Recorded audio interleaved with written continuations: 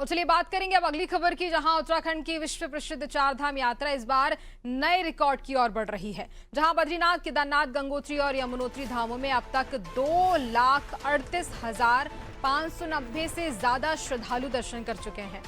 राज्य आपातकालीन परिचालन केंद्र के आंकड़ों के मुताबिक केदारनाथ धाम में सबसे ज्यादा भीड़ देखी जा रही है, जहां 22 अप्रैल को कपाट खुलने के बाद अब तक 1,24,782 श्रद्धालु बाबा केदारनाथ के दर्शन कर चुके हैं। और वहीं बद्रीनाथ धाम में 37,884 तीर्थयात्री पहुंच चुके हैं। जबकि गंगोत्री और यमुनोत्री की बात की जाए तो जहां पर 75,924 श्रद्धालुओं ने दर्शन किए।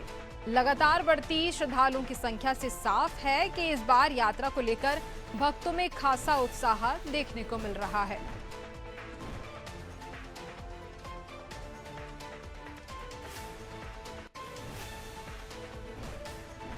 इसी पर ज्यादा जानकारी लेंगे, सहयोगी सोनू सिंह हमारे साथ जुड़ रहे हैं। सोनू, देखिए लंबे समय से हम भी बात कर रहे हैं चारधाम यात्रा को लेकर, क्या कुछ तैयारियां चल रही थी, कपाट खुल जाते हैं और उसके बाद अब जो संख्या देखी जा रही है श्रद्धालुओं की, वो जो सोची गई थी उससे भी परे निकल गई है, क्योंकि इतना उत्साह भक्तों के बीच, श्रद्धालुओं के बीच नजर आ रहा है।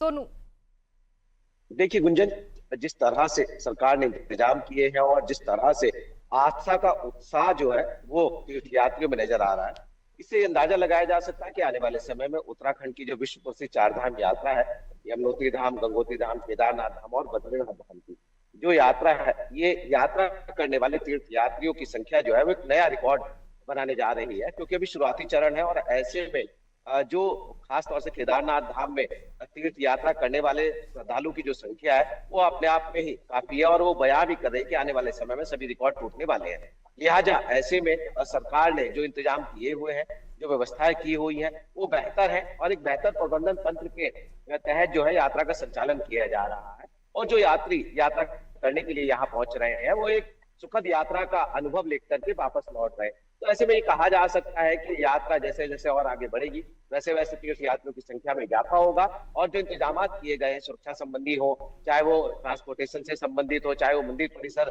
में स्वच्छता की बात हो या फिर एक कतारबद्ध तरीके से दर्शन कराने की व्यवस्था की बात हो, ये सभी इंतजाम कहीं ना कहीं सफल साबित हो रहे हैं। हम इस तीर्थ यात्रियों की संख्या से ये अंदाजा जरूर लगा सकते हैं गुंजन।